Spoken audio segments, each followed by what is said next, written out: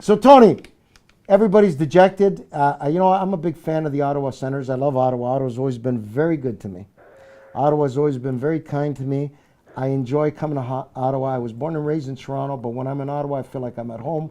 I performed at the casino there, and you were there. You saw we sold out. It was packed. Great, just great human beings. They love it.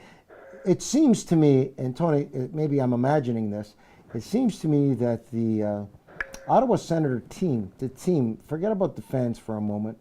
They're very dejected. They look depressed. No, and I think anytime you make a huge change, like another coaching change, you realize that Paul McLean isn't the issue.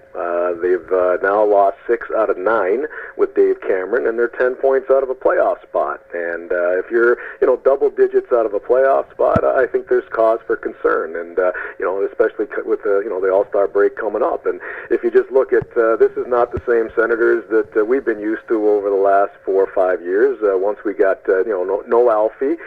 We trade Jason Spezza.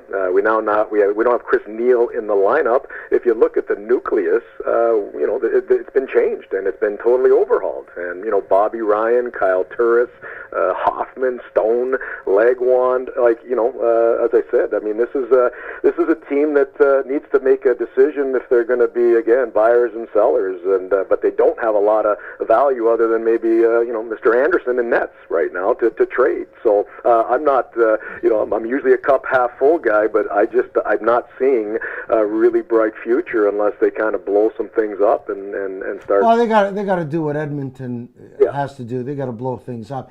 But you know what? You made a very valid point, and I'm going to ask the whole panel here. Anderson would bring. He's the guy, and there's a lot of huge. Bravo. He's huge. And he's a guy that a lot of teams would want because a lot of teams, goaltending, as Phil has said, as Billy has said, as Tony House has said on the shows, Carlin Bardsley, he'll be back next month. By popular demand. But no, well, he took a little sabbatical there. Well, he got a great job at a university to teach, and he's teaching. He's teaching the art of swearing. That's probably what it is. No, he's got a gig. He's got a university gig. He's I think he's a very great guy, and he's very political. He's coming back. We're going to fight next month, I think there's a lot of teams that would. But come on, Frank. Honestly, we've talked about this before. This has nothing to do with the personnel. This is the owner. He doesn't want to spend money. Billy, follow up with me. It has nothing to do. This is strictly the owner. Why? You think the owner's destroyed the team? Yeah. Why? Because he doesn't want to penny up. He doesn't want to ante up. You want to play poker? Put the money in the pot. But that's not my question. Okay, fair enough. You could be correct. But what I'm saying is they got a great goalie. They could build a whole team around that goalie. Here's my question, Billy. Do you know if Ottawa has any depth in the goaltending? How many goalies? They got a couple of goalies up in the NHL. They got Brian Elliott in St. Louis. They've got in Tampa Bay, right?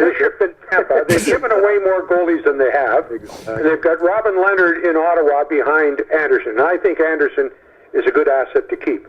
But but I'm saying, is he a commodity that they could build some? They can trade. They're too far, Frank. They could have 10 Turk Brodas. They can't. Ottawa's finished. They're done until they change ownership. They're done. Eugene, the dancing machine, has ruined the franchise. He thought Dave Cameron could coach, but he couldn't understand why he hadn't had an offer for the last 10 years to coach anywhere other than one of Eugene, the dancing machine's teams. And I like Dave Cameron, but he's not a coach. You know why he's the coach? You know why he's even there to begin with? Wow. Because when Eugene Melnyk owned the Mississauga hockey team, the junior team, the coach was Dave Cameron. What did he do? He just pulled. That's the only reason he's there. That's a good point. That's a good point. And that's that's my point, and it was my point as I was. But why? How come Muckler was because Muckler had no funds available to him? How come he couldn't do anything in Ottawa? Well, he did as much as he could, but Muckler's been successful everywhere he's been. Yeah, the salaries are going up too quickly for Eugene, and as anyone who's been in Ottawa knows, it's a tough town to sell an NHL ticket in. The swivel servants will not spend money. They want you to win the Stanley Cup, and they might show up for the parade if it's free. I've been to a lot of games. They've been sold out. Oh, I know. Tony. But not recently, Frank. Well, listen, I think that the biggest mistake that Ottawa Senators group made was putting a rink completely outside the realm of where the city is. And there's no transportation. That's not their fault. That's the NHL's fault. There's no transportation. And they were supposed to be Hamilton. Don't forget, Frank. Tony, you were born and raised in Ottawa, yes or no? Correct. So you're born and raised in Ottawa. You're a big sports fan. You're a basketball guy. You're very well known. Like, I mean, I love going to see an Ottawa Senators game, but it's pretty. You might as well just stay there.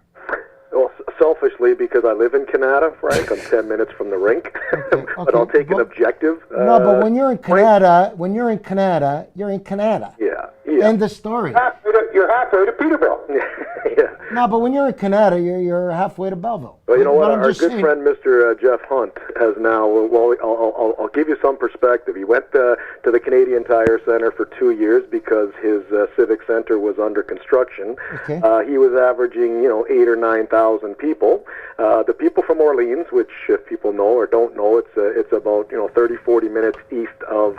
It's a haul to get to the Canadian Tire Center. So, anyways, for the last 2 years, he's taken the big hit because he had to because of under the renovations.